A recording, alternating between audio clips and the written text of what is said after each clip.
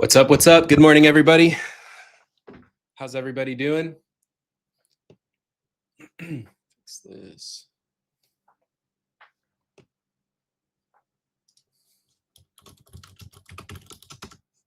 Good morning.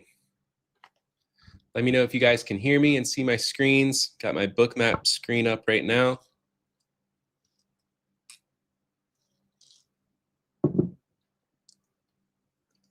Good morning, Pat. Welcome in, welcome in. Good morning.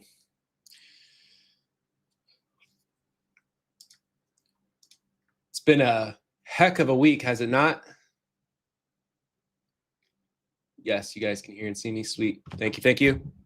Appreciate the feedback. Helps me know I'm not just sitting here talking to myself.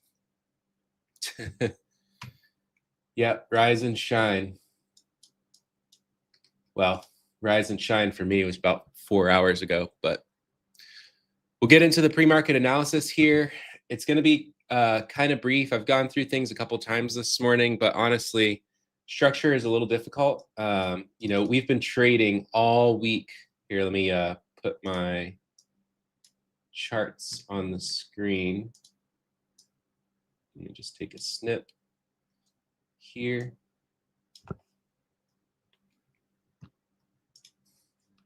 We've been trading all week basically inside Friday's range, that large sell-off from last Friday.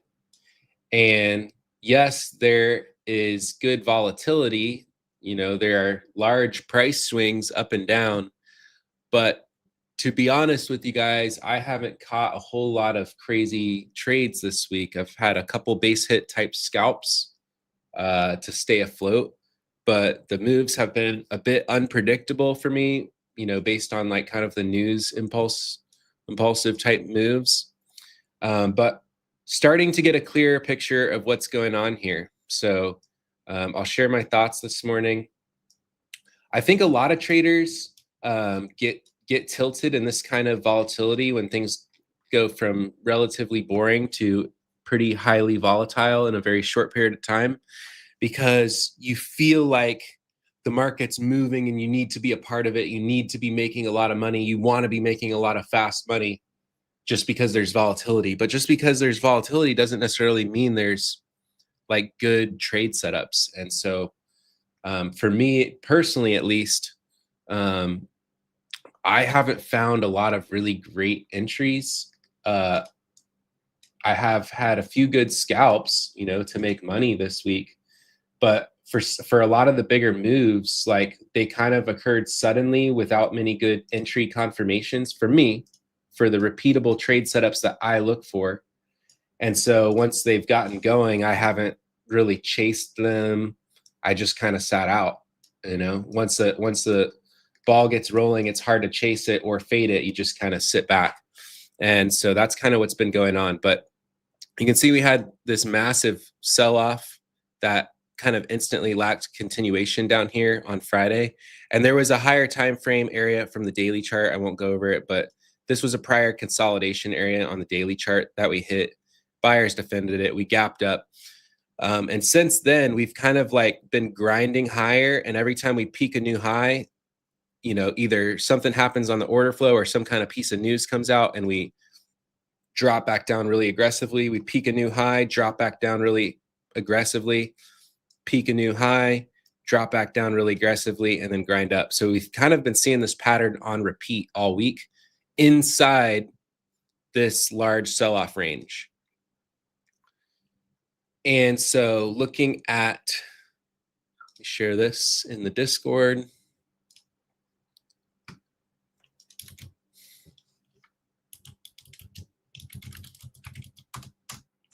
For those of you guys that are following along in the Discord.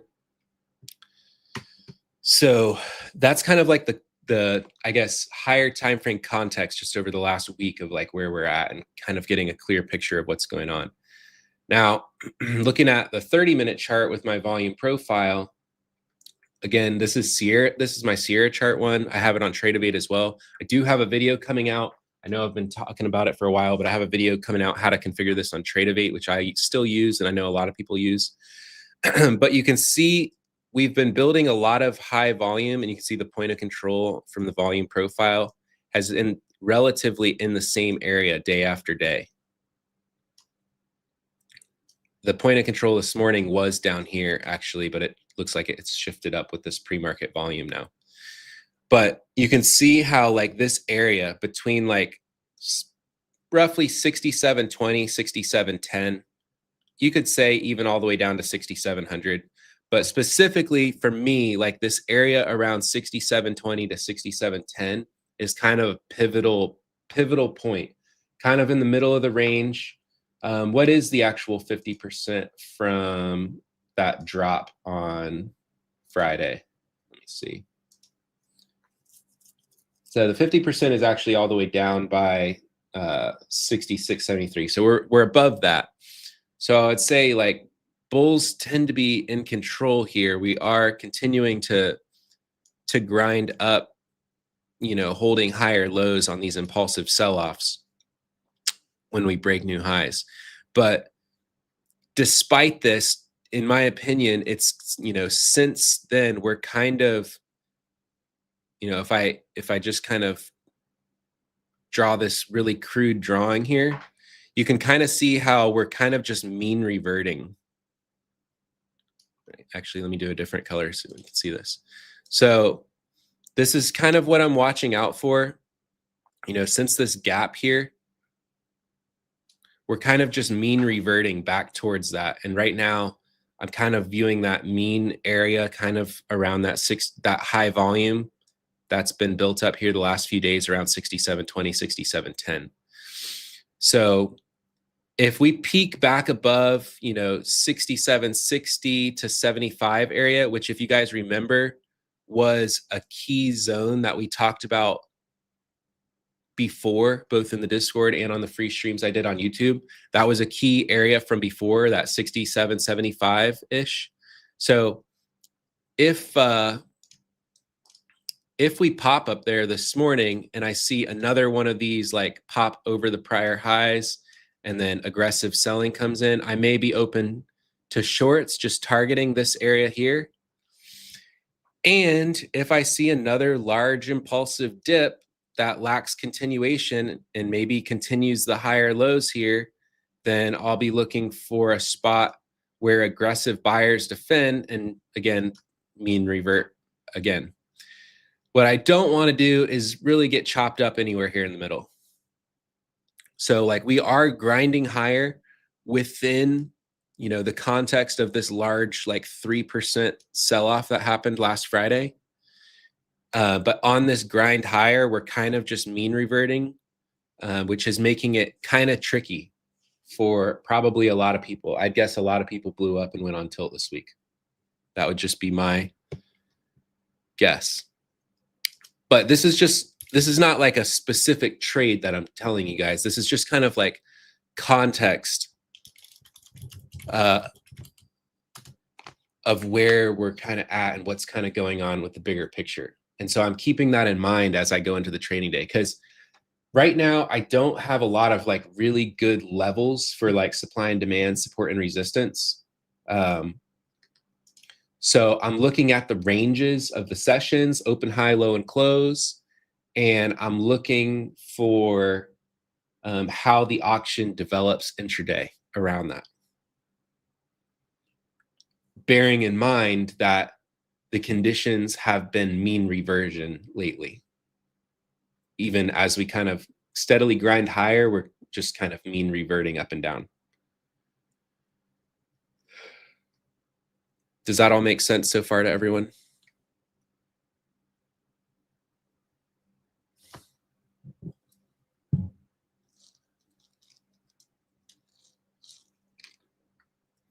Now, somebody asked about supply zone. Yeah, I am going to watch this area, you know, here around these prior highs, that kind of supply zone. And, you know, if we get up there, I will watch this area here, kind of supply zone.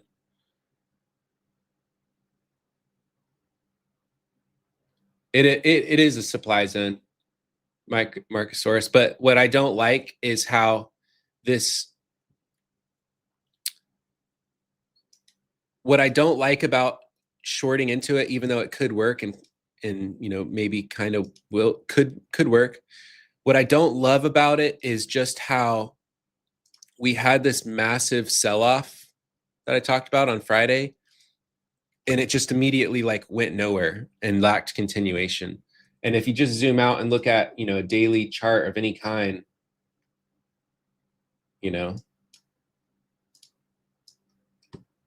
a daily chart. We're going up. And every time, let me snip it.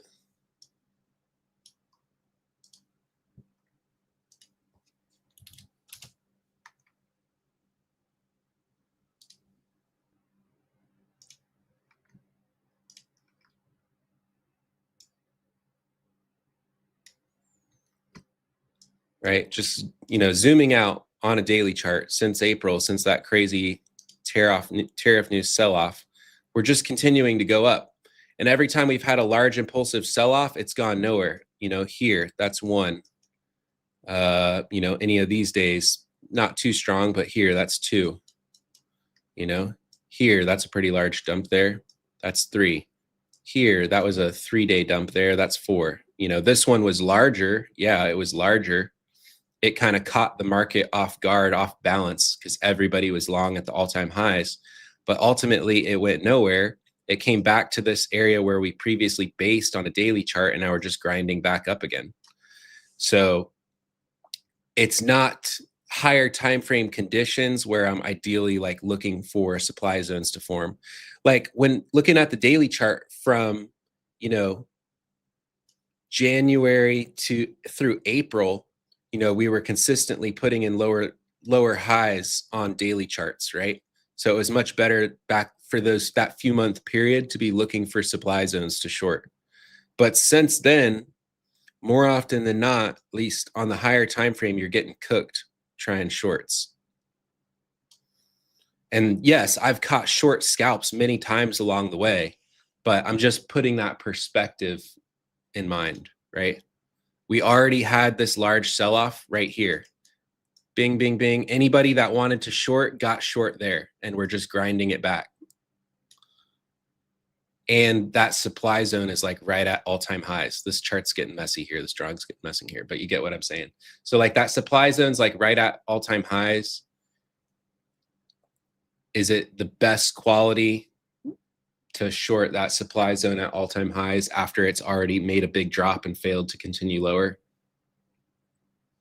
It could work short term. You could take a scalp off of it, but just keep in mind, if we failed to break down from that large drop and we go all the way back up there, to me, it seems more likely we're just going to break more all-time highs.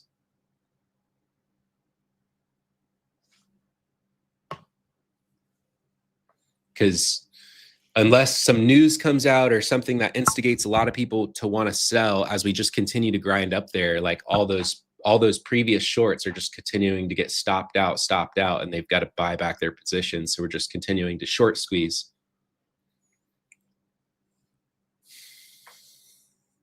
But in the short term, I will look, to scalp shorts. I'm just keeping that context in mind.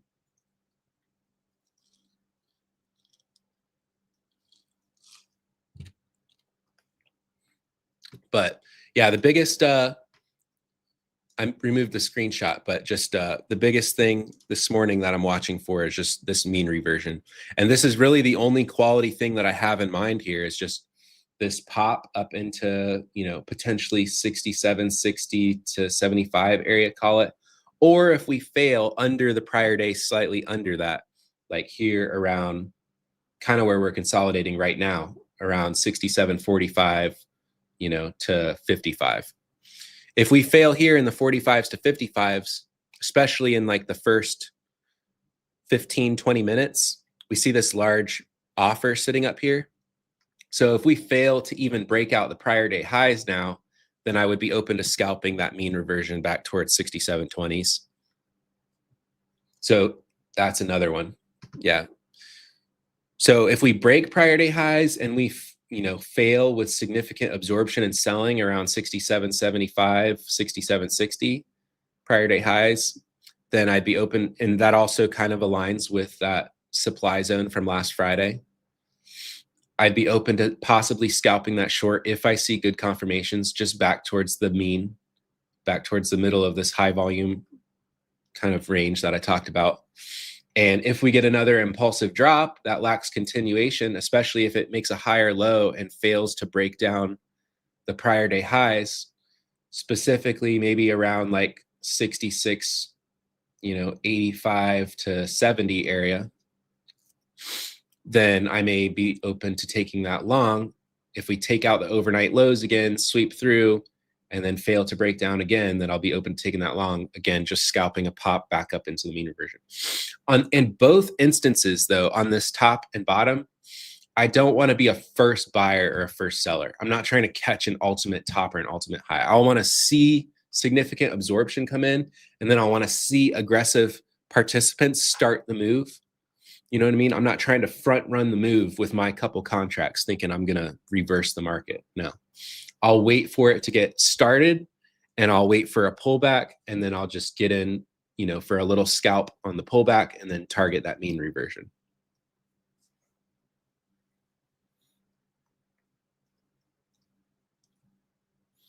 Hopefully that makes sense to everybody. Any other questions on this pre-market stream? We are about to jump over into the Discord live stream for the live trading session this morning. Hopefully this helps everybody, though. If you're just tuning in on YouTube, hopefully this helps you. I think, yeah, see, Marco, I think everybody's been waiting for either like continuation to the upside or the downside. And, both moves to the upside and the downside have lacked continuation and mean reverted. So instead of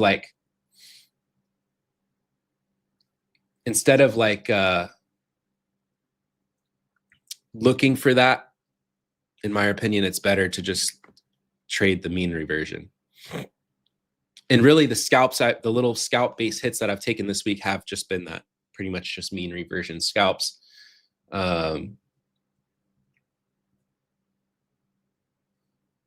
Yeah, Mohammed, I'll do a video on Bookmap and my volume profiles on Tradeabate. Sound good? Both of those are in the works. I just got to do some more editing and stuff, and had a lot going on. All right, guys, I appreciate everybody tuning in. We're going to jump over into Discord. I'll see you guys over there if you're in there. For those of you just tuned on YouTube, again, I hope this stuff helps you. I'll continue to do, lives on here. On Fridays, I typically do free live trading, so live streams. So on Fridays, I typically do the live stream on YouTube just to help people out and join in live there. So I will see you guys tomorrow. Thanks for tuning in. And for everybody in Flipping Futures, I'll see you guys over in the Discord for the live trading. And see you. Peace.